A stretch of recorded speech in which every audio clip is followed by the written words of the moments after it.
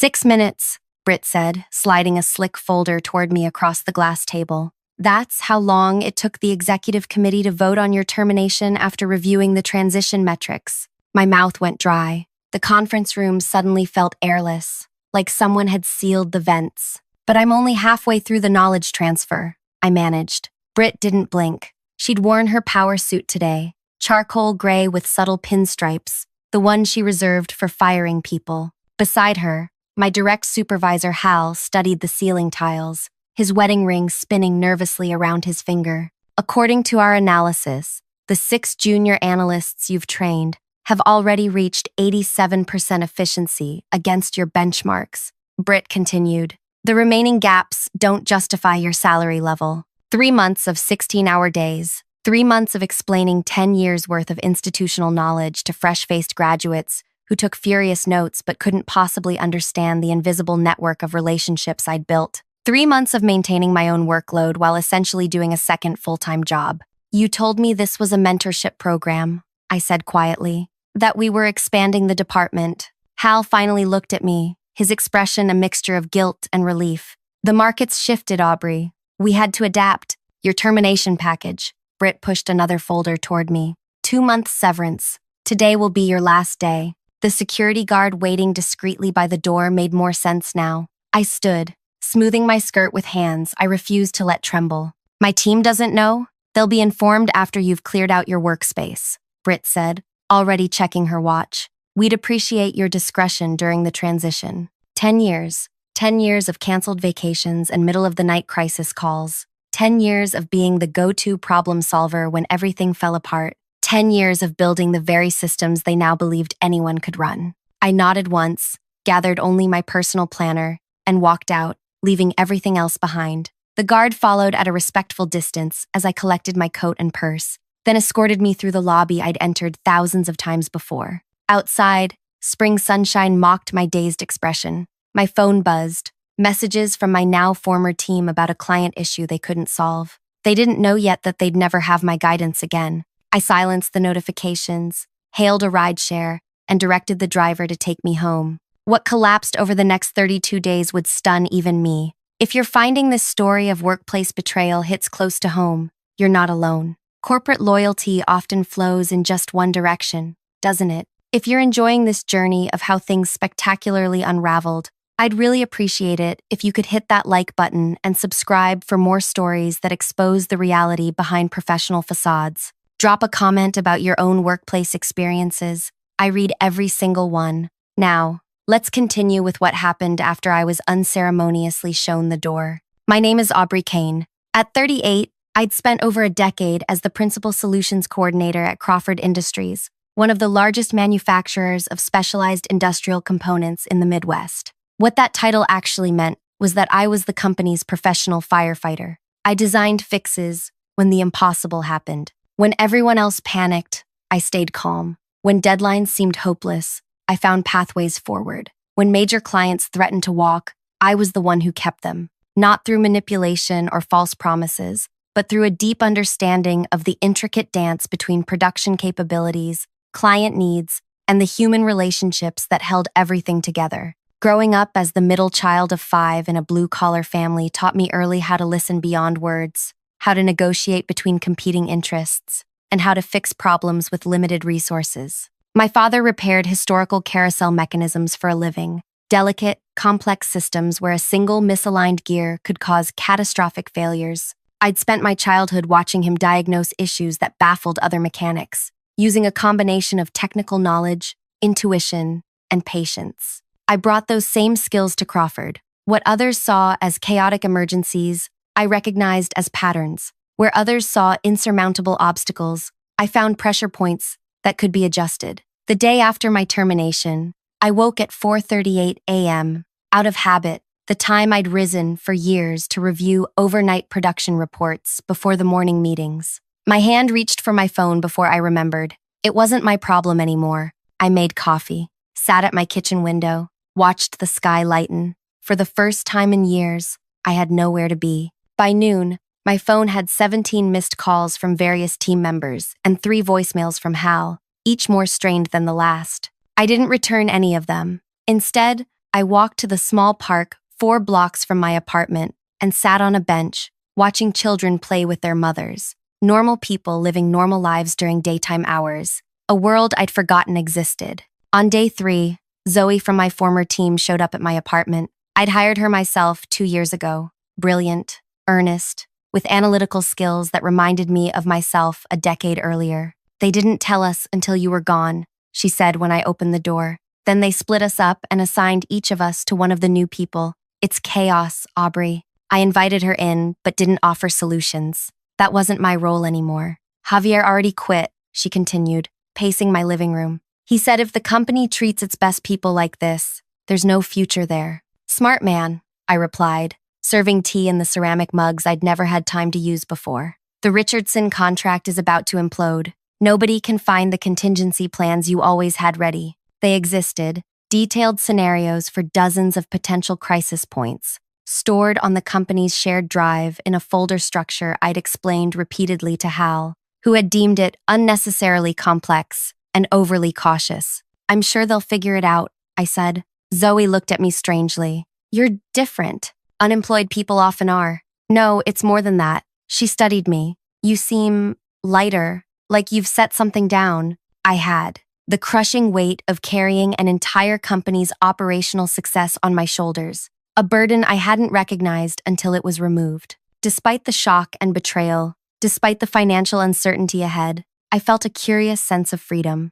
I didn't tell Zoe that I'd already received 3 calls from headhunters who'd heard about my sudden availability. News traveled fast in specialized industries. I didn't tell her I'd turned down 2 interviews already, needing time to consider what I actually wanted next. After Zoe left, I opened my laptop for the first time since the termination. My personal email contained 4 messages from clients I'd worked with at Crawford. The subject lines varied, but the content was essentially the same. "What happened? Are you okay? The new team doesn't understand our needs." By the end of week 1, Crawford's stock had dropped 6%. A small industry blog published a piece noting operational disruptions following personnel changes. I read it with detached interest, while sitting on my balcony, drinking afternoon tea, another new luxury. Week 2 brought rain and a text from my former assistant. "Executive floor is in constant emergency meetings. Hal looks like he hasn't slept in days." I didn't respond, but found myself smiling as I prepared dinner that night, actually cooking instead of ordering delivery to eat while reviewing reports. During week 3, I began interviewing at other companies, partly out of financial necessity. Each conversation followed a similar pattern. The hiring managers would ask about my experience, then inevitably inquire, "We heard Crawford's having significant issues since your departure. What exactly did you do there?" How could I explain that what I did wasn't on any job description, that my value lay in connections and pattern recognition built over years, that I'd created systems so seamlessly functional they appeared effortless until they weren't there anymore? "I solved problems," I'd answer simply. At home that evening, my doorbell rang. A delivery person handed me a heavy gift basket with a handwritten note from Tyson Richardson himself, CEO of Crawford's largest client. "Whatever they're paying you next, we'll top it. The new team doesn't understand our production needs." I set the basket aside without opening it. My phone rang 10 minutes later, Crawford's main switchboard. I let it go to voicemail. What I didn't know then was that the Richardson contract, worth nearly 30% of Crawford's annual revenue, had just issued a formal warning letter threatening to terminate their relationship within 14 days unless specific production issues were addressed immediately. The 6 junior analysts who had supposedly reached 87% efficiency against my benchmarks were drowning. 3 had already quit. The remaining 3 were working around the clock trying to untangle systems they'd been told were simple but were discovering were built on a decade of nuanced decisions and relationships. On day 29, the industry newsletter reported that Crawford had temporarily shut down its main production line due to quality control concerns, a euphemism for a catastrophic failure in the supply chain sequencing I'd personally overseen for years. That night, as I prepared for bed after my first serious job offer from a competitor, I received a text from a number I didn't recognize. "This is Arthur Crawford. Need to speak with you urgently. Name your terms." Arthur Crawford, the grandson of the founder, current CEO, and a man who had passed me in hallways for 10 years without ever learning my name. I turned my phone off without responding. and slept better than I had in years. What I didn't know was that he would appear at my apartment building 3 days later at nearly midnight. Desperate enough to bypass normal channels, pride abandoned along with shareholder confidence. What happened next would change everything, not just for me, but for the entire power structure I'd left behind. On the 32nd day after my termination, at 11:07 p.m., my apartment buzzer jolted me awake. I'd fallen asleep reading on the couch, another new freedom, letting my body rest when it needed to, instead of forcing it through another late night of work. The persistent buzzing continued. I checked my phone, 3 missed calls from the same unknown number that had texted me 3 days earlier. Arthur Crawford was nothing if not persistent. I pressed the intercom button. "Do you know what time it is?" Miss Kane. His voice sounded different than the few times I'd heard him speak at company meetings, strained, lacking the easy authority of a man born into wealth and position. "Please, I need to speak with you. It's urgent." I almost refused. The thought of going back to bed, of letting him stew in consequences of his own making, was deeply appealing, but curiosity won out. 5 minutes, I said, buzzing him in. While waiting for the elevator to bring him up, I glanced at myself in the hallway mirror. Faded university sweatpants, hair piled messily on top of my head, face bare of makeup, not my carefully maintained professional appearance. Good. When I opened the door, the sight of Arthur Crawford was almost shocking. The man whose family name graced the company letterhead, whose tailored suits and manicured appearance graced industry magazines, looked diminished. His tie hung loose around his neck, dark circles shadowed his eyes, and his normally perfect hair stuck up oddly on one side. "Thank you for seeing me," he said, voice low. I didn't invite him in immediately. "It's almost midnight. I know. I apologize." He shifted uncomfortably in my doorway. "May I come in, please?" I stepped aside, watching as he entered my modest apartment with the hesitant steps of someone entering unfamiliar territory. Which it was, a world away from his lakefront mansion and corner office with its sweeping views. I gestured toward my small kitchen table. No offer of refreshments. "You're a difficult woman to reach, Miss Kane," he began, settling awkwardly onto one of my wooden chairs. "Aubrey," I corrected. "And I've been exactly where I've always been. You never tried to reach me before." His gaze dropped briefly. "I deserve that. What do you want, Mr. Crawford?" "It's late, and I have a job interview tomorrow." His head snapped up. "That's actually why I'm here. I need you to come back to Crawford." I laughed. A genuine, spontaneous laugh that seemed to startle him. "You fired me 4 weeks ago. A mistake. A terrible mistake. A mistake is misplacing your keys or forgetting an appointment. Firing someone who dedicated 10 years to your company after making them train their replacements. That's a calculated decision." He leaned forward, hands clasped tightly on the table. "The board recommended the restructuring based on efficiency projections from the operations team. I signed off on it without fully understanding what you actually did for us. And now we're in freefall." For the first time, real emotion cracked through his polished veneer. "Richardson is threatening to pull their contract. The Milwaukee production line has been down for 3 days. 2 other major clients have already canceled orders." I waited, watching him struggle. "The 6 analysts. They're bright, capable people, but they don't have whatever it is you do. Your integrative understanding.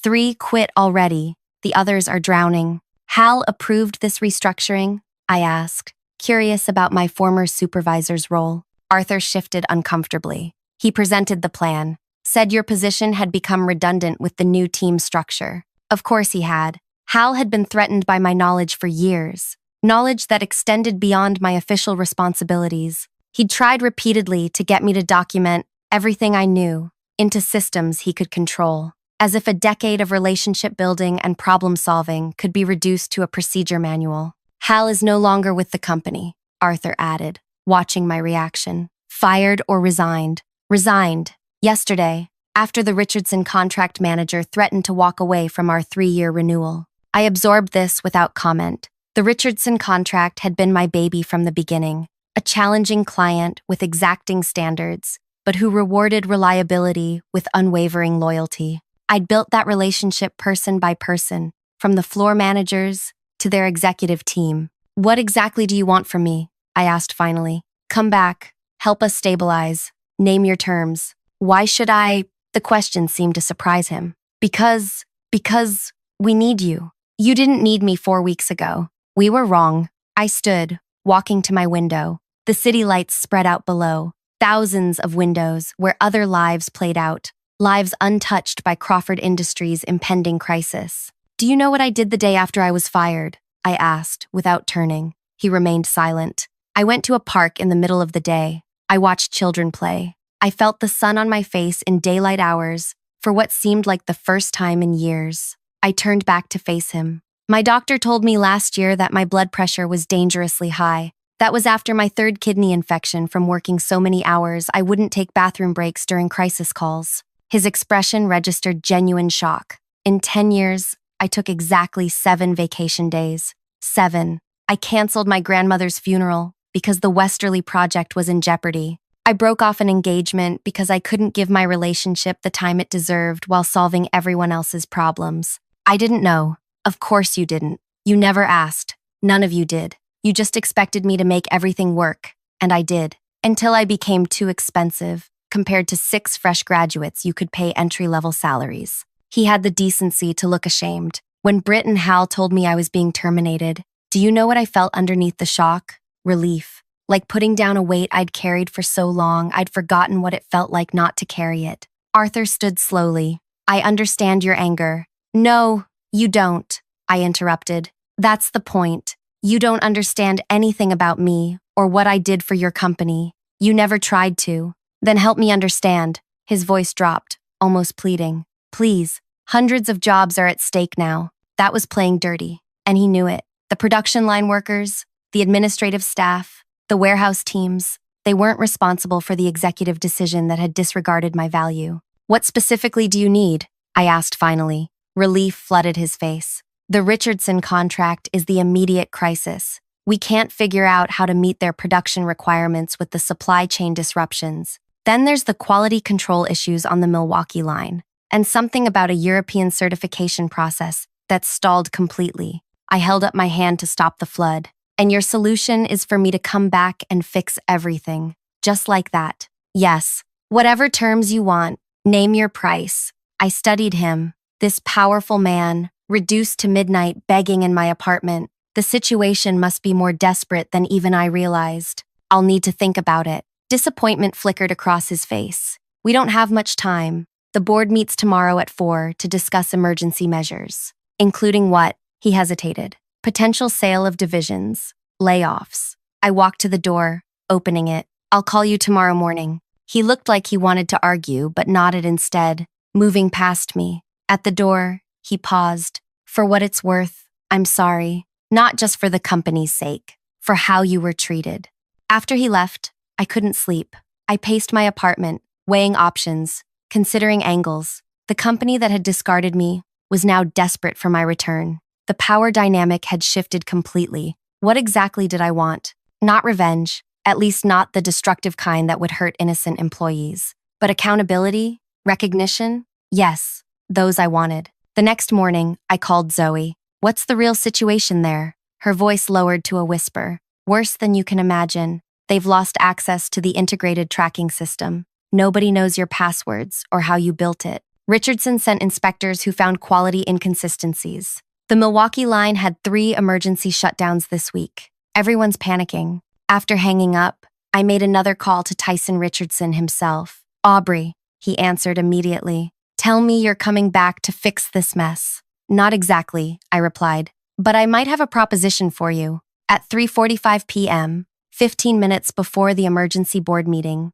I walked through Crawford Industries' front entrance. The security guard did a double take but waved me through. Nobody had bothered to remove my building access. In the lobby, Arthur Crawford waited anxiously, relief washing over his face when he spotted me. Thank God. The board's assembled. I cut him off. I'm not here as your employee. I'm not here as your employee. What? I handed him a thick folder. This contains my proposal. I suggest you review it with your board. His face clouded with confusion as he opened it, scanning the first page. His eyes widened, looking up at me in disbelief. This isn't possible. You can't seriously expect. The meeting starts in 10 minutes. I'll wait here for your answer. As he hurried toward the elevators, clutching my folder, I settled into one of the lobby chairs. A text message lit up my phone. Zoe, are the rumors true? Are you coming back? I smiled to myself, not responding. The board would be reading my terms right now. Arthur would be presenting them,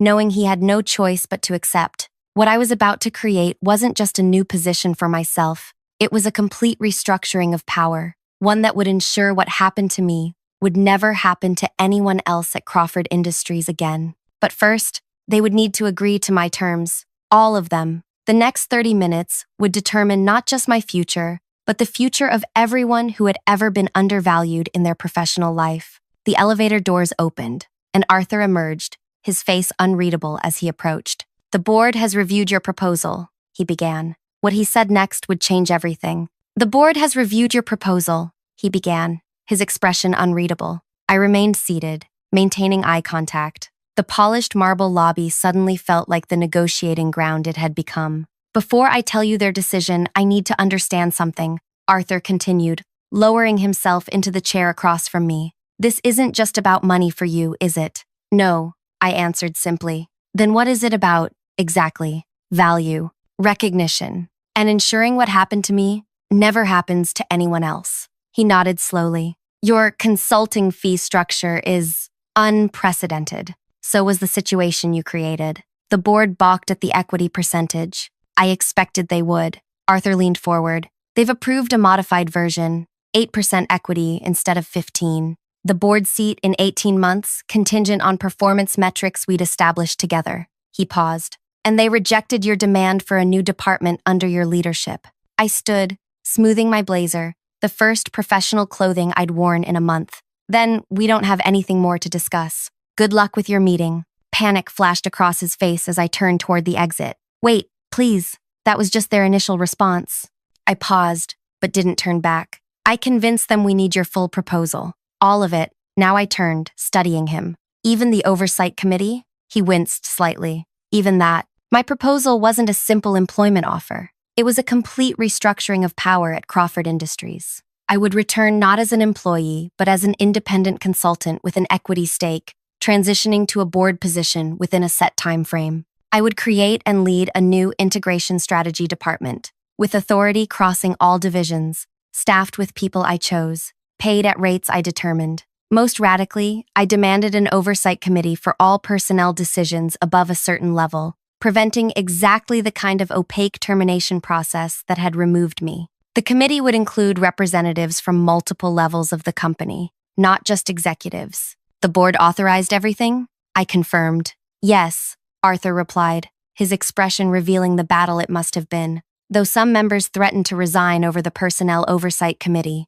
Let them, I said calmly. His eyebrows rose. You really don't care if this breaks the company, do you? On the contrary, I'm saving it from itself. We returned to the executive floor together, a floor I'd rarely accessed in my previous decade at the company. As we approached the boardroom, Arthur paused. They're waiting for final confirmation. Before we go in, I need to know, are you doing this to hurt us, Aubrey? To watch us grovel before you pull the rug out? I considered his question carefully. No, I'm doing it because despite everything, I built systems I'm proud of, because hundreds of people who did nothing wrong depend on those systems working, and because if I control the terms, I can ensure proper value is recognized, not just for me, but for everyone whose contributions are invisible until they're gone. Relief softened his features. That's better than we deserve. Yes, I agreed. It is. The boardroom fell silent as we entered.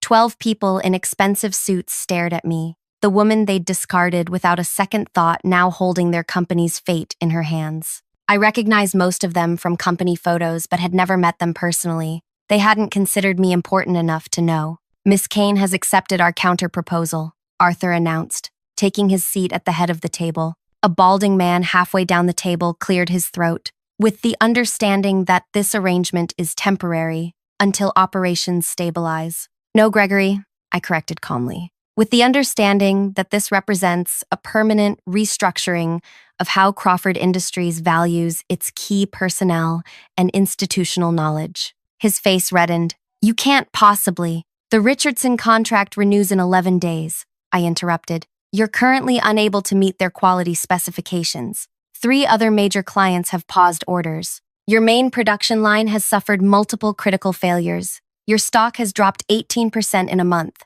I smiled politely. Would you like me to continue listing the reasons why I can? In fact, possibly? The silence that followed was deafening. I'll need the agreement signed today, I continued. I start tomorrow, not as your employee, as your partner. Arthur slid papers across the table. The legal team prepared everything, per your specifications. I reviewed each page carefully, aware of the tense silence surrounding me. When satisfied, I signed with a flourish, then stood. Tomorrow morning, I'll meet with the remaining analysts to begin recovery procedures. I'll need full access reinstated to all systems immediately. I turned to Arthur, and I want Zoe promoted to Assistant Integration Director, effective immediately, with a compensation package we'll discuss privately. He nodded without hesitation. As I gathered the signed agreements, a woman near the end of the table, one of only 2 female board members, spoke up. Miss Kane, may I ask what made you agree to help us after how things ended?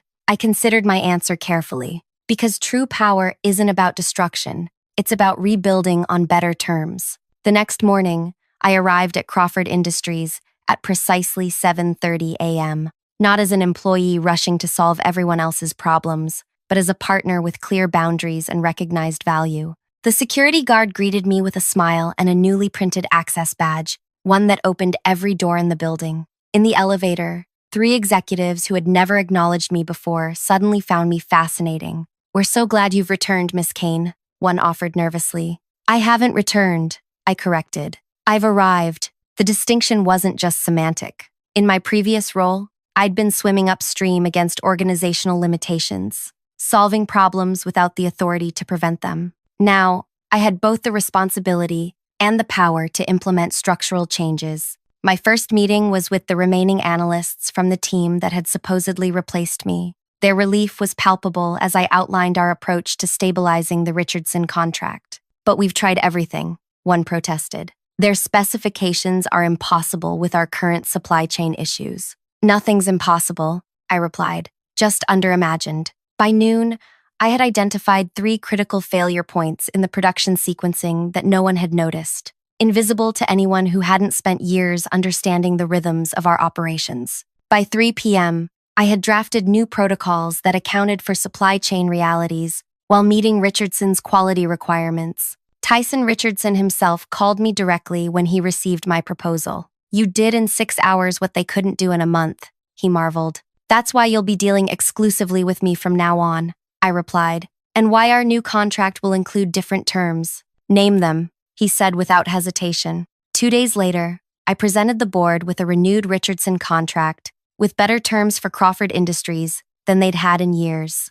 Their stunned expressions were worth every minute of the intense negotiations. How did you get Richardson to agree to these pricing adjustments? Gregory asked, bewildered. By understanding what they actually value versus what you thought they valued, I answered simply. Within 2 weeks, all critical operations had stabilized. Within a month, the stock had recovered its losses. Within 3 months, my new integration strategy department had transformed how information flowed through the company, breaking down silos that had caused costly redundancies for years. Most importantly, the Personnel Oversight Committee, now formalized in company bylaws, had already prevented 2 ill-considered terminations proposed by executives who couldn't see beyond spreadsheets to the human value involved. 6 months after my midnight conversation with Arthur Crawford, I sat across from him in what had once been a monthly formality but was now a genuine strategic partnership. The board vote for your seat is next week,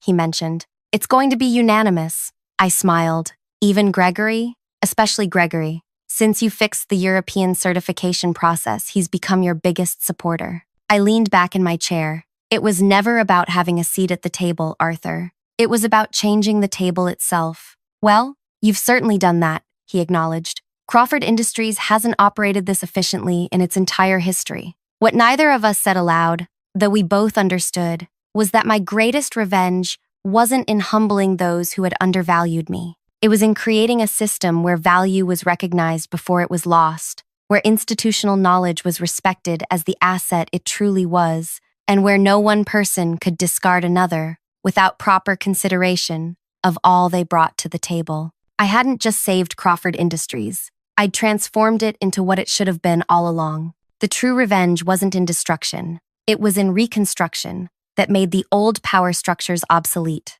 As I left Arthur's office that day, I passed the workspace where 3 new analysts were being trained by Zoe, now Director of Integration Development with her own equity package. They weren't just learning procedures, they were learning the why behind the how, understanding the relationships that made everything work. "You've built something remarkable here," Zoe said as we walked to the elevator together. "No," I corrected her with a smile. "We're building it, and this time, everyone knows exactly what it's worth."